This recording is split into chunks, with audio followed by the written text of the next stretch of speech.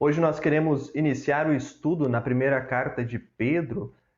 Foi escrita provavelmente entre os anos 60 e 65 depois de Cristo. Pedro escreve para cristãos, tanto cristãos convertidos, antes eram judeus e vieram a ser convertidos ao cristianismo, como também gentios, pagãos que foram convertidos ao cristianismo. O autor é Pedro, ele mesmo se identifica no início da carta.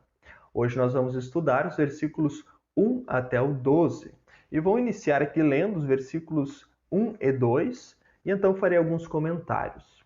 Ele diz assim: Pedro, apóstolo de Jesus Cristo, aos eleitos que são forasteiros da diáspora, no Ponto, na Galácia, na Capadócia, na Ásia e na Bitínia, eleitos segundo a presciência de Deus Pai, em santificação do Espírito, para a obediência e a aspersão do sangue de Jesus Cristo. Que a graça e a paz lhes sejam multiplicadas. No início da carta, Pedro se apresenta como sendo apóstolo de Cristo, e por ser apóstolo, ele tem a mensagem do Senhor Jesus, ele é enviado por Cristo para levar a sua mensagem, e ele, nos dois primeiros versículos, ele conta qual é a mensagem. A mensagem é o Evangelho, é o que Deus fez por nós para a nossa salvação. Ele também indica aqui no versículo 1 para quem está escrevendo: para os forasteiros da diáspora. Forasteiros, alguém que está fora do seu território. O povo já sofria naturalmente, né? As pessoas sofrem de diversas formas, mas um dos sofrimentos que o povo enfrentava é por serem forasteiros. Então, no caso, eles estavam como uma espécie de segundo nível dentro do império. Os residentes do império só conseguiram a cidadania romana como um todo somente no século II, quando o imperador concedeu isso. Até ali, então, existia pessoas que estavam dentro do império, residentes ali, mas não tinham a cidadania. E então eles não tinham os privilégios iguais aos cidadãos romanos. Ele continua e diz: forasteiros da diáspora. Sabemos que no sexto século antes de Cristo já havia israelitas fora do povo de Israel, fora do território, mais povo fora do que dentro do território do povo de Israel. Então, eles saíam por causa de guerras, por causa de perseguições, por causa de cativeiros, mas especialmente eles saíam daquela região em busca de uma vida melhor. Então estavam ali há muito tempo e havia muita gente ali. Ele cita as regiões para as quais essas pessoas foram, e depois no versículo 2 ele diz aos eleitos. E por que são eleitos? Ele já citou isso no versículo 1, né? Ele repete duas vezes. Por que eleitos? Eleitos por causa de Deus.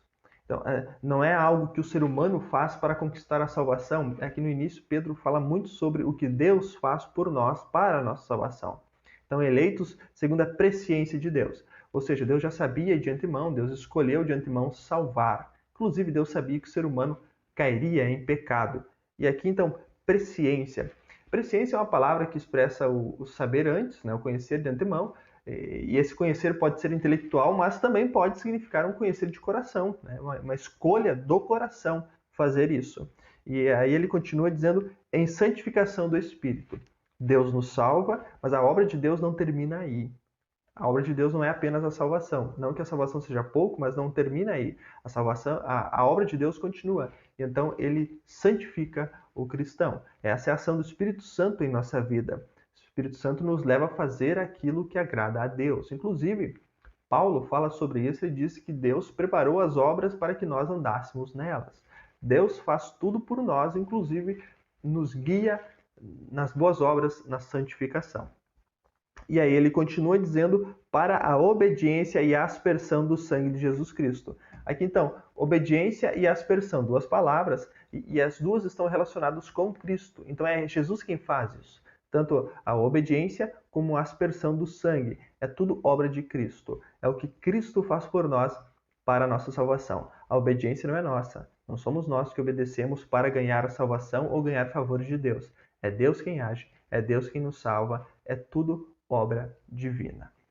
Agora nós vamos continuar no texto, vamos ler a sequência aqui, versículo 3 até o 9, que diz assim: Bendito seja o Deus e Pai do nosso Senhor Jesus Cristo, que segundo a sua grande misericórdia nos regenerou para uma viva esperança, mediante a ressurreição de Jesus Cristo dentre os mortos, para uma herança que não pode ser destruída, que não fica manchada, que não murcha e que está reservada nos céus para vocês, que são guardados pelo poder de Deus, mediante a fé, para a salvação preparada para ser revelada no último tempo. Nisso vocês exultam, embora, no presente, por breve tempo, se necessário, sejam contristados por várias provações, para que, uma vez confirmado o valor da fé que vocês têm, muito mais preciosa do que o ouro perecível, mesmo apurado pelo fogo, resulte em louvor, glória e honra na revelação de Jesus Cristo. Mesmo sem tê-lo visto, vocês o amam. Mesmo não o vendo agora, mas crendo nele, exultam com uma alegria indescritível e cheia de glória, obtendo o alvo dessa fé, a salvação da alma. Então agora, Pedro continua falando e ele inicia chamando Deus de bendito. A formulação do texto aqui indica que tem que ter um motivo. Por que Deus é bendito? E ele diz que é por causa da misericórdia. Ele fala que nos regenerou para uma viva esperança, né? Segundo a sua grande misericórdia, nos regenerou para uma viva esperança. Misericórdia, dependendo da cultura, se entende de uma forma diferente. Para os orientais, e então no caso da Bíblia, misericórdia é um ato específico que alguém faz em favor de outro por causa de um relacionamento. Misericórdia são os atos de Deus, os atos de bondade de Deus. E ainda ele acrescenta, por causa da misericórdia de Deus, ele nos regenerou para uma viva esperança, mediante a ressurreição de Jesus. Então, o regenerar é dar vida novamente e para uma viva esperança. Então, como já mencionei, os cristãos, as pessoas em geral, sofrem, né, de diversas formas. E esse sofrimento nosso que enfrentamos aqui no mundo não pode nos desanimar ou desistir da palavra de Deus, desistir do que Deus tem para nós. A viva esperança é levar esta vida aqui no mundo confiando no que Deus preparou para nós lá na eternidade. A viva esperança, então, é viver aqui na certeza da eternidade que Deus conquistou para nós. Foi Deus quem fez isso, até porque ele diz aqui, mediante a ressurreição de Jesus Cristo. É tudo obra de Cristo, igual nós finalizamos o versículo 2 falando sobre isso. Aqui de novo, é o que Cristo faz por nós. E aí ele fala que ele fez tudo isso para uma herança.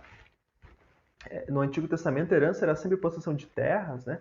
Mas aqui a herança é o céu, que Deus conquistou para nós. A vida eterna que Deus tem preparada para nós. Inclusive, ele fala aqui no versículo 5, algo que é preparado para ser revelado no último tempo. Então, a herança que Deus tem para nós não é algo que talvez existirá, mas é algo que Deus já fez, algo que existe. Deus preparou uma herança para nós. E isso é a vida eterna lá no céu. Aqui no mundo nós não conseguimos ver isso. Até quando nós passamos por momentos difíceis na vida, parece que isso é esquecido em nós. Então nós não conseguimos ver com clareza o que Deus preparou para nós. E por isso que ele diz que será revelado no último tempo. Até porque a vida eterna é perfeita. E nós, por sermos imperfeitos, nós não entendemos. Nós não sabemos o que é perfeição. Então, nós não conseguiríamos entender mesmo que Deus explicasse para nós o que é essa salvação que Ele preparou. O que nós sabemos é Deus preparou a vida eterna para nós. E então ele continua no versículo 6 e no 7, ele fala, olha, nisso tudo aí, ou seja, em tudo que ele falou até aqui, vocês se alegram. Vocês ficam felizes por causa da salvação que Cristo conquistou. Porém, aqui no mundo, aqui nessa vida, pode ser que vocês precisem passar por provações. Ele utiliza a expressão breve tempo. A Bíblia fala bastante sobre a vida e utiliza o termo breve tempo para falar sobre a vida aqui no mundo. Para nós, 50, 60, 80 anos pode ser muito. Mas ainda assim, é um breve tempo. É um pequeno período que nós passaremos aqui. E nesse pequeno período que nós vamos estar aqui no mundo, pode ser que nós passemos por sofrimentos. E as provações que nós enfrentamos aqui, elas servem sempre para fortalecer a nossa fé. Por isso que Pedro ele fala a respeito disso, até compara com o ouro colocado no fogo, e o ouro no fogo ele serve para purificar o ouro. As nossas provações servem para nos fortalecer e nos fazer saber que Deus cuida de nós. Pois é nos momentos difíceis, momentos de provações e sofrimentos, que nós mais nos aproximamos de Deus. E nós mais buscamos ao Senhor, mais pedimos o seu auxílio, e aí nós percebemos claramente a ação de Deus em nós, no seu cuidado, na sua proteção. Mesmo que no momento da provação em si nós não possamos observar isso, depois, quando as coisas acalmam, a gente olha para trás e percebe, foi Deus. Somente por Deus foi possível isso, somente Deus agindo em minha vida. E aí ele continua falando a respeito de Cristo, ele diz, olha, mesmo que vocês não conheçam, vocês creem nele, isso é fé. Nós não vimos Jesus. Nós não estivemos com ele. Ainda assim, nós cremos no que ele fez por nós lá na cruz. Isso é a fé. Isso é confiar em Cristo, confiar que a sua obra lá na cruz, mesmo que nós não vimos, ela nos salva. E aí, ele conclui com o versículo 9, essa sessão, dizendo, obtendo o alvo dessa fé, a salvação da alma. Então, o objetivo da fé é salvar. O objetivo da fé é nos levar ao céu. É por isso que Deus prepara meios para que nós possamos fortalecer essa fé. Ele até fala que a salvação é guardada por Deus, no versículo 5. E então a fé nos leva ao céu. Deus nos dá a palavra dele para que nós possamos aprender os seus ensinamentos e fortalecer a fé. Nos dá também os sacramentos para o nosso fortalecimento da fé, para que nós possamos continuar com fé, crendo e confiando em Deus, mesmo nas tribulações, e então possamos herdar a vida eterna, continuando crendo em Deus. Agora nós vamos finalizar o estudo. Eu farei a leitura dos versículos 10 até o 12. Ele diz assim: foi a respeito dessa salvação que os profetas indagaram e investigaram. Eles profetizaram a respeito da graça destinada a vocês, investigando qual a ocasião ou quais as circunstâncias oportunas que eram indicadas pelo Espírito de Cristo, que neles estava, ao predizer os sofrimentos que Cristo teria de suportar e as glórias que viriam depois desses sofrimentos.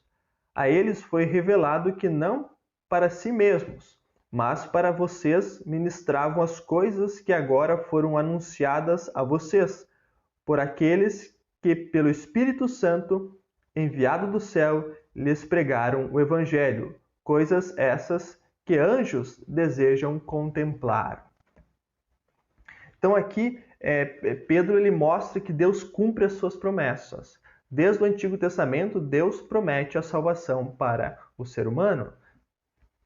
Enviou profetas para anunciar essa mensagem. Aí nós vemos a importância de conhecer o Antigo Testamento e vemos como Pedro, daqui para frente nós veremos ele citando mais o Antigo Testamento. Pedro fala muito sobre isso. E os profetas, desde o Antigo Testamento, anunciaram inclusive os sofrimentos, as dificuldades que Cristo passaria. Daniel fala sobre isso, Isaías fala muito sobre o sofrimento de Cristo. Daniel, que talvez mais se aproxima de dizer exatamente como Cristo passa os sofrimentos, mas Isaías também fala bastante. Isaías 53 em diante fala a respeito dos sofrimentos do servo sofredor pela humanidade. E a salvação que Cristo conquistou, a salvação que Deus preparava para a humanidade, não é para alguns, não era apenas para aqueles profetas, é para todos.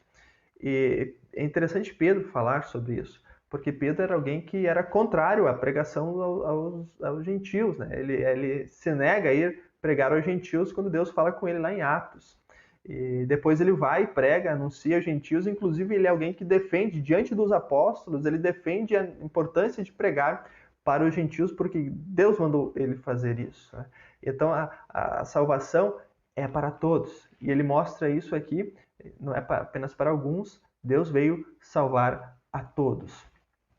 Versículo 12, ele conclui então falando a respeito disso, que as pessoas enviadas por Deus, pessoas com o Espírito Santo, anunciam a respeito dessa salvação, a salvação que inclusive os anjos desejam entender isso, desejam entender o que Deus fez por nós.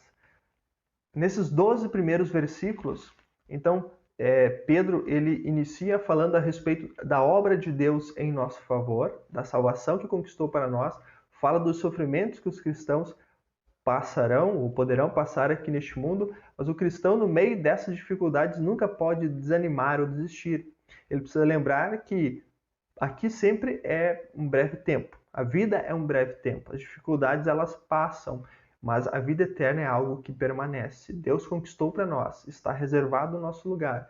A salvação é algo certo.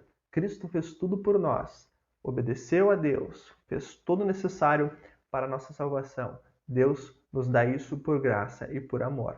Depois agora Pedro ele continua falando, e a gente segue na semana que vem no próximo estudo, ele fala sobre a santidade da vida. Pedro fala muito isso na sua carta. Ele fala da obra de Deus e depois ele segue dizendo como que o cristão vive aqui no mundo por causa da obra de Deus, por causa da salvação. Por hoje ficamos por aqui.